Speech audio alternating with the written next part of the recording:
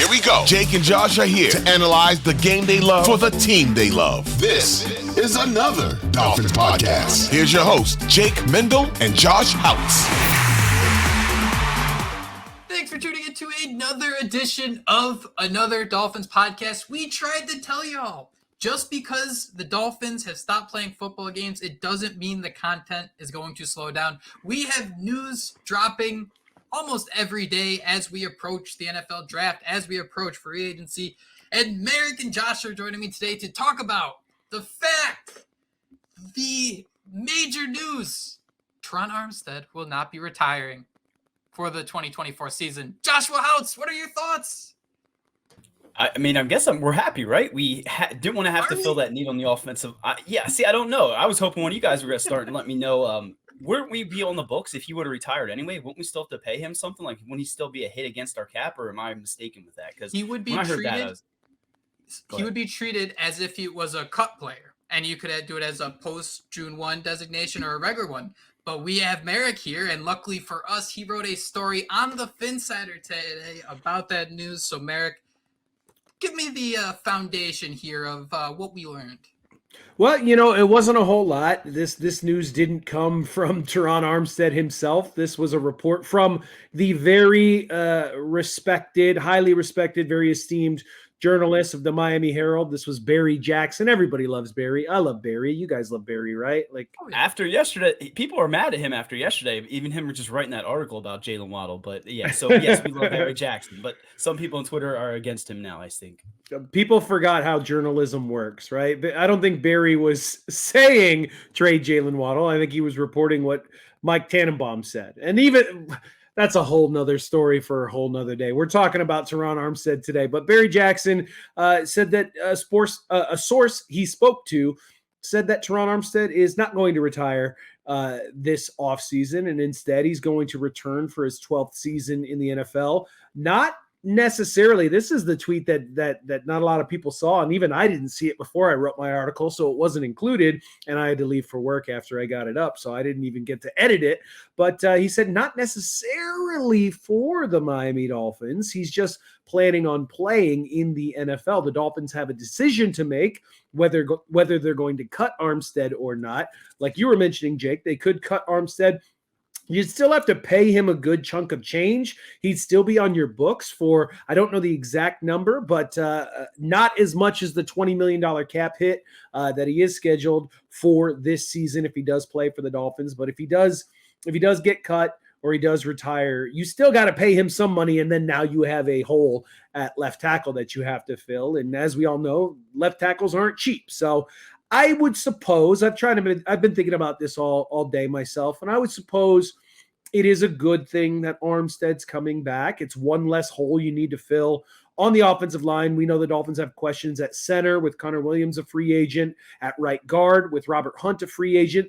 Left guard is kind of up in the air as well. Is that Liam Eichenberg? Is that a rookie? Is that a free agent signing? So it really feels like the only position that's solidified on that offensive line is the right tackle spot with Austin Jackson. And now, hopefully, as long as the Dolphins do keep him, we do know that Terron Armstead will be back in the mix as well. And when he's healthy, which is a big if because he's not often healthy, when he is healthy, he's one of the most dominant left tackles in the league. I put it in my article, though, of a possible 34 regular season games that Terron Armstead could play in. He's only played in 23 of them over the last 2 years for the Miami Dolphins. And even a couple of those games, he only played a handful of snaps and then exited because of injury. So in reality, it's more like 20 to 21 games out of 34, which isn't great. It's slightly more than half.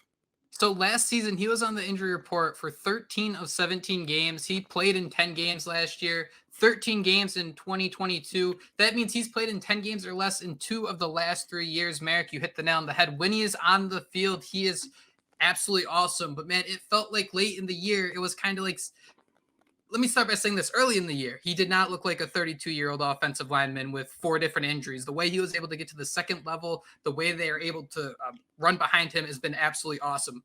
Late in the season, man, if Terron Armstead fell over, it looked like a snowman collapsing. You'd see like Raheem Mostert run to the side to grab an arm to throw back onto him. You had 4 people trying to like pick him back up. He looked like he was in tough shape, and I'm not trying to hate or anything. Football's a hard sport, man, and he went through a lot. So he signed a 5-year, $75 million contract prior to the 2022 season. His 2024 contract becomes fully guaranteed shortly after the new year. I think the date's March 16th on that. So, Josh, I want to ask you what you think the game plan is. But first, got to talk about the cap ramifications. So he has a $20 million cap hit in 2024. I think we established that. But if he is cut, that goes up to a $24 million cap hit. Don't think they're going to do that. If they push it to a post-June 1st cut, you save about $8.8 million against the cap. Still got a lot of dead cap, and that's a 2-year process if you push it past June 1st. A couple other options. Post-June 1st trade opens up $13 million in cap space. However, a pre-June 1st cut or trade, only opens up about $1 million in cap space. Josh, there's some options here. What are you thinking? You started this whole podcast saying, I don't know how to feel. Has that changed at all? Yeah, well, you guys definitely confirmed what I was saying, and that they were still going to have to owe this dude a ton of money regardless, right? And then we're sitting here talking about a trade, and we're on here talking about whether we truly deep down inside want Terron Armstead. So why is someone going to pony up a draft pick, take on that massive deal? But I think what both of you guys have mentioned is when he's out there, he is playing at a top level still. Oh, not late in the season like Jake mentioned. And we do have to mention, he was out. He only played 13 games in 2022, but he said he should have been out like week 1, right? So he battled through that entire season. So the injuries are definitely a concern. And for me, I just am sick and tired of cutting these guys and paying them to go elsewhere and play, right? Didn't we do it with Ryan Tannehill? Andre Branch was another name, I think. I have a couple other names written down, but the Dolphins have always got these guys on these big contracts, paid over the moon. You said 5 years, $75 million. I don't want to cut him and still pay him, $14 million to go play elsewhere and then have a hole in that spot on the left side of the offensive line. I mean, you're stuck between a rock and a hard place here. And I just feel like you can't get rid of Terron Armstead. You just got to look forward and try to hope that you can land his successor, right? Because that's what we need at this point. We need to know who's going to be that guy once Terron Armstead finally does hang up the cleats, because we all did think it was going to be this offseason, at least a couple of weeks ago, didn't we?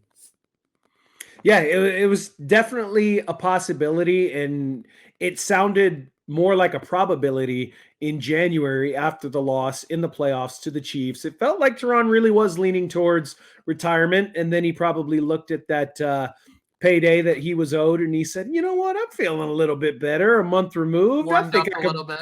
Yeah, I could give it a go again. I'm just hoping that no matter what happens, with Terron, if he does return to the Miami Dolphins, I really hope that the conditioning team, the strength and conditioning team, and his personal guys, because all these players have massage therapists and probably chiropractors and yoga instructors and Reiki, spiritual healing, snake oil salesmen.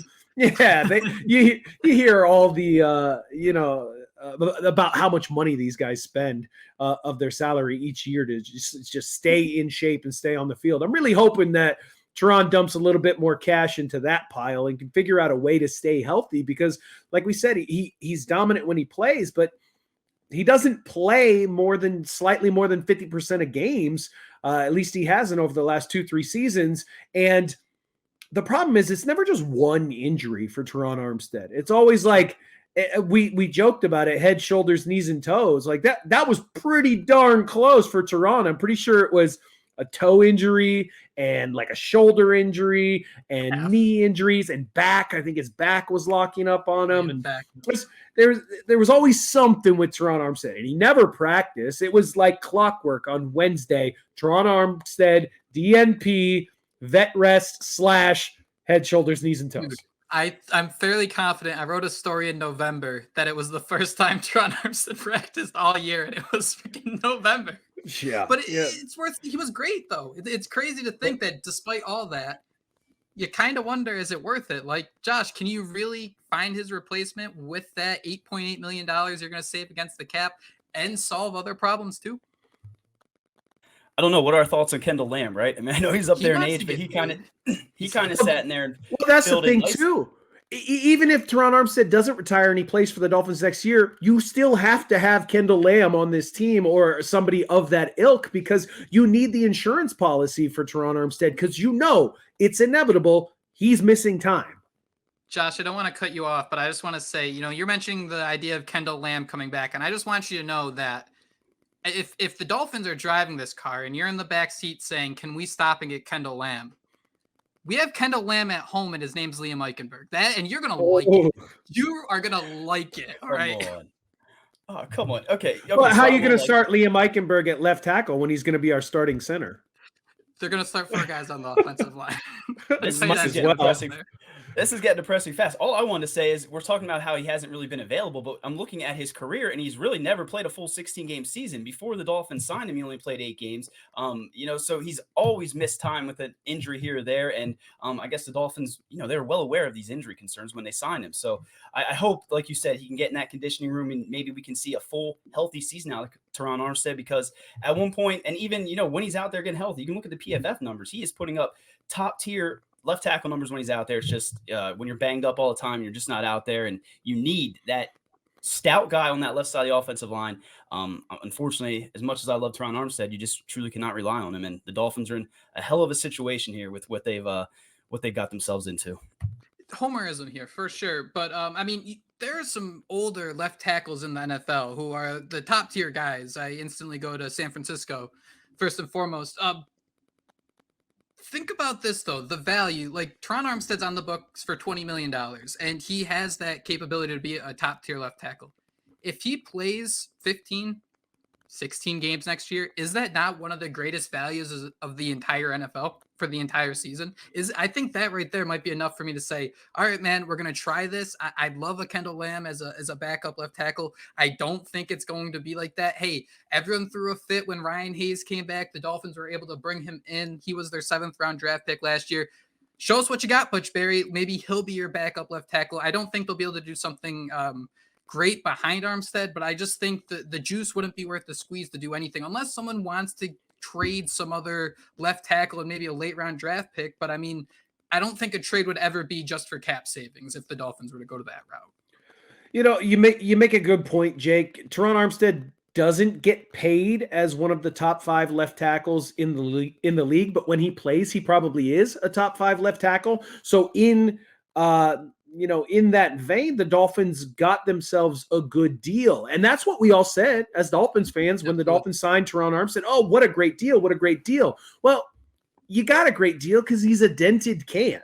And so when the dented can has dents, you can't be surprised, frustrated, angry, whatever. You got to go, hey, I bought the pre-owned item. You know what I mean? I can't expect it to look like new and work like new. And Terron Armstead certainly doesn't work like new. I was surprised to learn that he was 5 years younger than me because when looking at that injury report, you would think he's a 65-year-old man trying to play in the National Football League here with everything that's going wrong with him. But, he's a bigger dude.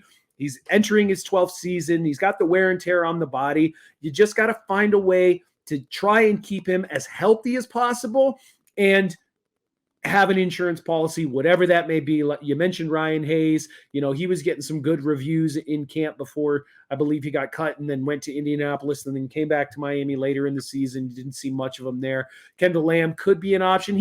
Kendall Lamb's not young. Everyone's like, oh, Kendall Lamb should be our left tackle of the future. They're like the same age.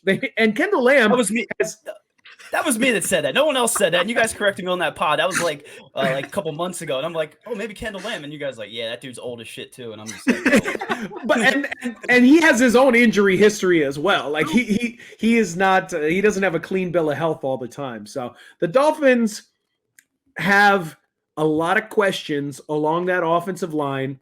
So I guess for me personally, what it boils down to is if you're going to be paying Terron Armstead a decent amount of money anyways, you might as well get him back in the fold for however many games you get him back in the fold, because at the very least, Terron Armstead is a leader and he's a ready and willing educator, almost like a coach on the field, and he helps the other guys around him get better. I don't think it's a coincidence that Austin Jackson is playing his best football as a member of the Miami Dolphins since Terron Armstead arrived. I think Terron Armstead probably taught Austin Jackson how to be a professional, probably taught him some tricks, some tips, gave him some tips, and Austin Jackson has become a pro who just earned himself an extension. So there are plenty of positives to having Terron Armstead back with the team. There are some negatives to having Terron Armstead back with the team. But this is the NFL, and you can say that about a lot of players playing for the Miami Dolphins and many other teams as well. Great points, gentlemen. This was an absolute blast. We will be back tomorrow with Kat. We're going to get into the draft. We're going to talk I think we're doing running backs and tight ends, so stay tuned for that. But that's all the time we have today. Thank you both, Joshua and Marek, so much for joining us. The Dolphins are slowly figuring out the offensive line. Hopefully, Terron Armstead will be with us for next season. Thanks for tuning in. Fins up. Fins up, baby. Fins up.